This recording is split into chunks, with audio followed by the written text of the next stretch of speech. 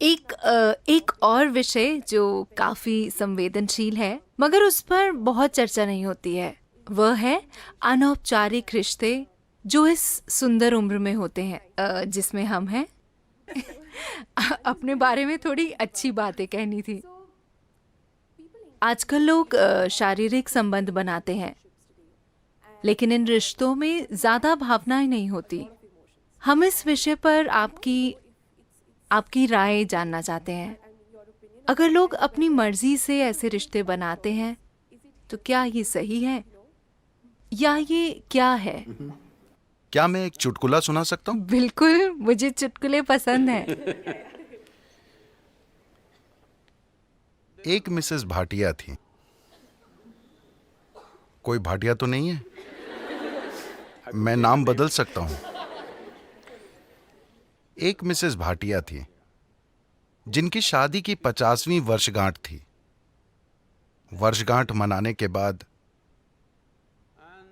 अगले दिन उन्होंने तलाक की अर्जी दे दी। जज ने तलाक की अर्जी देखी। वो एक अच्छी पारिवारिक मित्र भी थी, तो उसने उन्हें बुलाकर पूछा, आप अपने पति को तलाक क्यों देना चाहती हैं? वो इतना प्यारा आदमी है। आप उसे तलाक क्यों देना चाहती हैं? आप किस आधार पर उसे तलाक दे रही हैं? वो बोली, वो मेरे साथ वफादार नहीं रहे, वो मुझे धोखा देते रहे हैं। आप इस नतीजे पर कैसे पहुंची? आपने कल ही शादी की 50वीं वर्षगांठ मनाई थी। कल तक तो आप ठीक थी, फिर क्या हो गया? मुझे बीते दिनों की बहुत याद आ रही थी, तो मैंने फोटो एल्बम पलटना शुरू किया। फिर मैंने देखा कि मेरे 5 बच्चों में कोई भी उनके जैसा नहीं दिखता।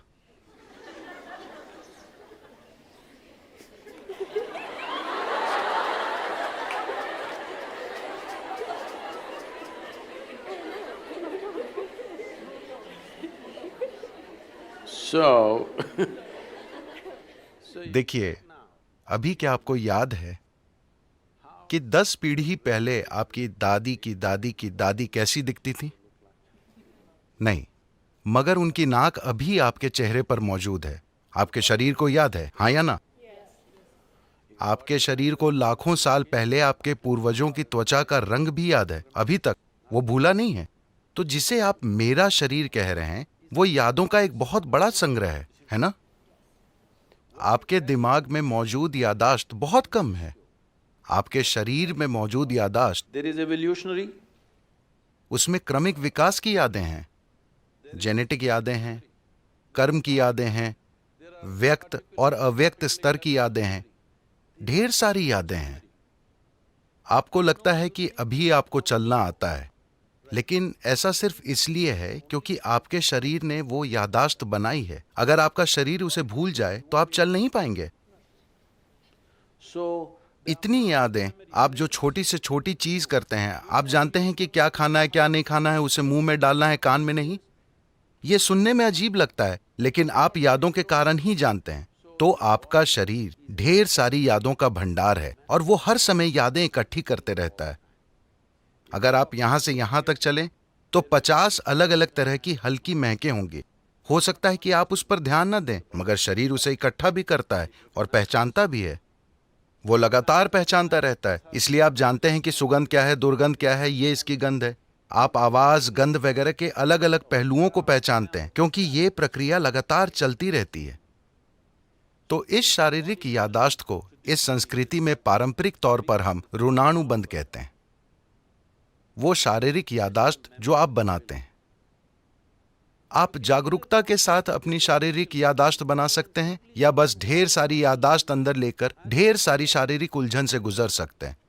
तो जहां कहीं भी प्रभाव होता है, मुझे पता नहीं कि आपकी पीढ़ी में लोग अब भी ये चीजें जानते हैं या नहीं, मगर अब भी बैंगलोर में ऐसे लोग मिलेंगे जिन्हें अगर आप नमक देने की कोशिश करेंगे तो वे उसे नहीं लेंगे। वो कहेंगे वहां रख दीजिए। अगर आप उन्हें तिल देने की कोशिश करें तो वो कहेंगे उसे वहां रख दीजिए, क्योंकि उन्होंने कई पदार्थों की पहचान कर ली है जो आसानी से आपकी यादाश्त को लेकर मुझ तक पहुंचा सकते हैं। अगर मैं वो चीज ले लूं, मुझे वो यादाश्त नहीं चाहिए। यही वजह है कि आमतौर पर इस संस्कृति में एक दूसरे को छूना, हाथ मिलाना, ऐसी चीजों से परहेज किया जाता है। हम अपनी ही दोनों हथेलियां मिलाकर नमस्कार करते हैं, क्योंकि हम यादाश्त नहीं इकट्ठी करना चाहते। क्योंकि अगर मैं इसे बस छूता हूं तो ये इसे भी याद रखता है।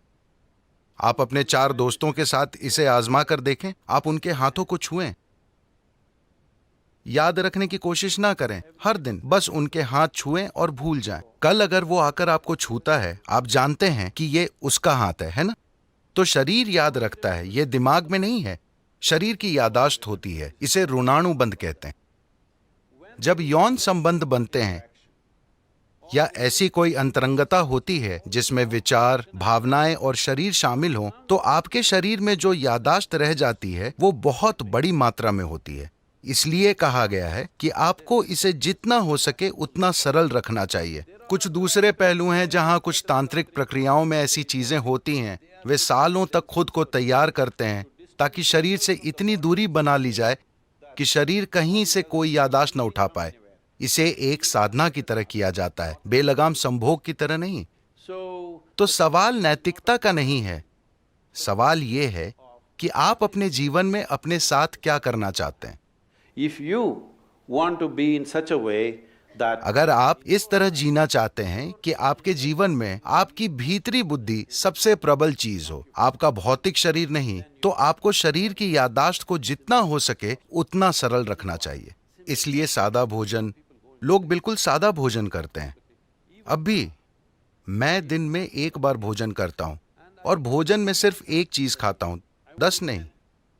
मैं वो चीजें दूसरे दिन खा लूंगा, मगर आज मैं सिर्फ एक चीज खाऊंगा। क्योंकि काफी फर्क आप आजमा कर देखिए, सिर्फ मेरे कहने पर मत जाइए। खासकर जब आपकी परीक्षा का समय आता है, सादा भोजन कीजिए और देखिए कि उससे कितना फर्क पड़ता है। आपकी बुद्धि कैसे काम करती है, आप कितना सतर्क रहते हैं, सब कुछ। तो आप खुद को क्या बनाना चाहते हैं? आप खुद को एक सेक्सुअल सुपरनोवा बनाना चाहते हैं या or no I'm saying कुछ लोगों का ऐसा इरादा हो सकता है, ये उनके ऊपर है। मगर आप अपने जीवन के साथ क्या करना चाहते हैं, ये आपको तय करना होगा। अगर आपने ये तय किया है तो ये बहुत महत्वपूर्ण है कि आप अनजाने में भारी मात्रा में यादें ना इकट्ठी करें, because this will lead to क्योंकि बाद में आप देखेंगे कि आपके लिए शांत और खुश रहना बहुत मुश्किल होगा, चाहे कुछ भी अच्छा हो रहा हो, simply because they क्योंकि शरीर में उलझन भरी यादें मौजूद हैं। जब इसी प्रकृति का कुछ और आता है तो शरीर में उलझन भरी उथल पुथल होने लगती है। शायद आपके दिमाग में यह ना आए, just physically ये सिर्फ शारीरिक रूप से होता रहेगा। तो ये चुनाव आपको करना है। ये नैतिकता का सवाल नहीं है, ये सवाल है समझदारी से जीने का।